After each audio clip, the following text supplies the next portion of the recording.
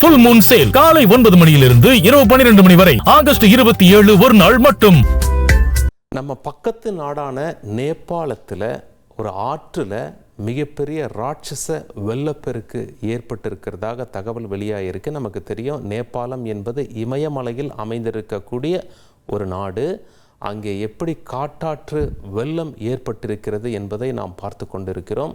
அதிர்ச்சிகர செய்தி என்ன அப்படின்னா, பல பேர் இந்த திடீர் வெள்ளத்தில் அடித்து சென்று விட்டார்கள் அப்படின்னு சொல்லி செய்தி வெளியாகி இருக்கு.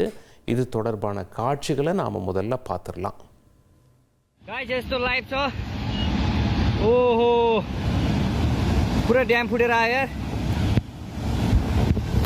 पुरा चाइनाको ड्याम फुटेर आएर रहेछ।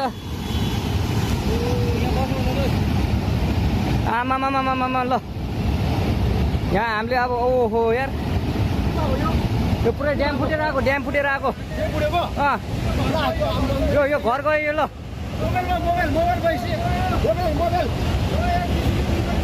ल ट्युसुली बजारै गयो यार, ल गयो यार।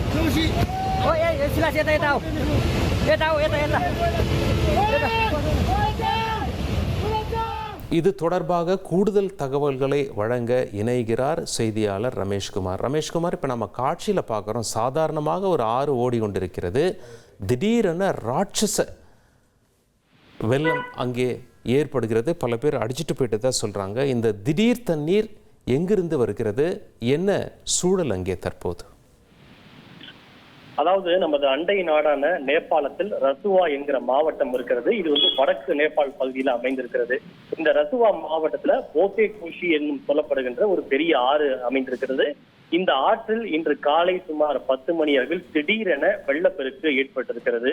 நீங்கள் குறிப்பிட்டது போல அது ஒரு காட்டாற்று வெள்ளம் என்று கூட சொல்லலாம். அந்த அளவுக்கு கடும் சீற்றத்தோடு திடீர் வெள்ளப்பெருக்கு ஏற்பட்டிருக்கிறது. இந்த வெள்ளப்பெருக்கால் என்ன ஏற்பட்டிருக்கிறது என்றால், அந்த ஆற்றங்கரையோரம் ஏராளமான செட்டில்மெண்ட், அதாவது குடியிருப்புகள், வணிக வளாகங்கள், அதே போல கடைகள், நீர்மின் திட்டங்கள், இப்படி ஏராளமான உட்கட்டமைப்புகள் அமைந்திருக்கின்றன. இந்த திடீர் வெள்ளப்பெருக்கினால் அந்த உட்கட்டமைப்புகள் எல்லாமே நீரில் அடித்து செல்லப்பட்டிருக்கின்றன. சில கிராமங்கள் நீரில் அடித்து செல்லப்பட்டு பலத்த சேதம் அடைந்திருப்பதாக தகவல் வெளியாகி இருக்கிறது.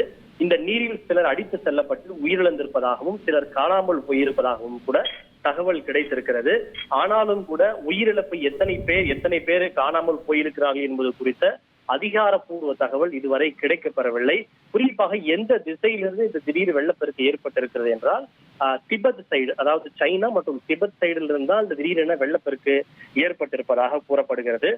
நீங்க ஏன் இந்த திடீர் வெள்ளப்பெருக்கு ஏற்பட்டிருக்கிறது என்பதற்கான காரணத்தை கேட்டீர்கள். ஆனால் காரணம் இதுவரை தெரியவில்லை. ஒருவேளை அது மேக வெடிப்பால் இந்த வெள்ளப்பெருக்கு ஏற்பட்டதா, அல்லது கிளவுட் பர்ஸ்ட் என்று சொல்லப்படுகின்ற மேக வெடிப்பு, பனிப்பாறை உருகியதால் இந்த வெள்ளப்பெருக்கு ஏற்பட்டதா என்பது இதுவரை இன்னும் முழுமையாக தெரியவில்லை. அதிகாரிகள் அது குறித்து எந்த விதமான தகவலையும் தெரிவிக்கவில்லை. இந்த சூழ்நிலையில் தாழ்வான பகுதியில் இருக்கக்கூடிய மக்கள் பாதுகாப்பான இடங்களுக்கு செல்லுமாறும் முன்னெச்சரிக்கை பாதுகாப்பு நடவடிக்கைகளை மேற்கொள்ளுமாறும் அவர்களுக்கு அறிவுறுத்தப்பட்டிருக்கிறது. மேலும் மீட்பு மற்றும் நிவாரணப் பணிகளில் உடனடியாக ஈடுபடுமாறு நேபாள நாட்டினுடைய பிரதமர் பாலேந்திர ஷா அவர்கள் அனைத்து முகமைகளுக்கும் உத்தரவிட்டிருக்கிறார். இதனைத் தொடர்ந்து நேபாள் நாட்டினுடைய ராணுவம், ஆயுதப்படை மற்றும் காவல்துறையினர் ஆகியோர் கூட்டாக இணைந்து பாதிப்பு ஏற்பட்டிருக்கக்கூடிய இடங்களில் மீட்பு மற்றும் நிவாரண பணிகளை மேற்கொண்டு வருகிறார்கள். சில தாழ்வான இடங்களுக்கு கன மழை மற்றும் வெள்ளத்திற்கான எச்சரிக்கை விடுக்கப்பட்டிருக்கிறது. குறிப்பாக நுவாகோட், சட்டீன், சித்வான், கோர்கா உள்ளிட்ட இந்த கீழ் மாவட்டங்கள், டவுன் ஸ்ட்ரீம் ஏரியாஸ் என்று சொல்லப்படுகின்ற இந்த கடைமலை மாவட்டங்களுக்கு பெரு வெள்ள எச்சரிக்கை விடுக்கப்பட்டிருக்கிறது. ஆற்றங்கரையோர மக்கள் பாதுகாப்பான இடங்களுக்கு செல்லவும் அறிவுறுத்தப்பட்டிருக்கிறார்கள். உங்களுடைய தெளிவான தகவல்களுக்கு நன்றி ரமேஷ்குமார். நம்ம பக்கத்து நாடான நேபாளத்தில் திடீரென ஏற்பட்ட காட்டாற்று வெள்ளத்தில் பலர் அடித்து செல்லப்பட்டிருக்கிறார்கள். வாகனங்கள் அடித்து செல்லப்பட்டிருக்கிறது. பல கிராம பகுதிகள் சேதமடைந்திருக்கிறது. தற்பொழுது வந்து கொண்டிருக்கக்கூடிய செய்தி என்ன அப்படின்னா, தேசிய ஊடகங்களில் 8 உடல்கள் இதுவரை கிடைத்திருக்கிறது. 8 உடல்கள் கிடைக்கப்பட்டிருக்கிறது. ஆனால் பலர் அடித்து செல்லப்பட்டிருக்கிறார்கள் என்ற தகவல் வெளியாகி இருக்கிறது. நேபாள இராணுவம், நேபாள போலீஸ், நேபாள மீட்பு படை இவங்கெல்லாம் களத்தில் இறங்கியிருக்காங்க. இந்த குறிப்பிட்ட பகுதியானது சீனாவிற்கும் நேபாளத்திற்கும் உள்ளிட்ட எல்லைக்கு அருகே அமைந்திருக்கக்கூடிய பகுதி. திபெத் நாட்டிலிருந்து இந்த திடீர் வெள்ளம் வந்திருக்கலாம் என்றும் சொல்லப்படுகிறது. உயிரிழப்பு எண்ணிக்கை அதிகரிக்கக்கூடும் என்ற அச்சமும் தற்பொழுது நிலவி வருகிறது. ஃபுல் மூன் சேல் காலை 9 மணியிலிருந்து இரவு 12 மணி வரை ஆகஸ்ட் 27 ஒரு நாள் மட்டும்.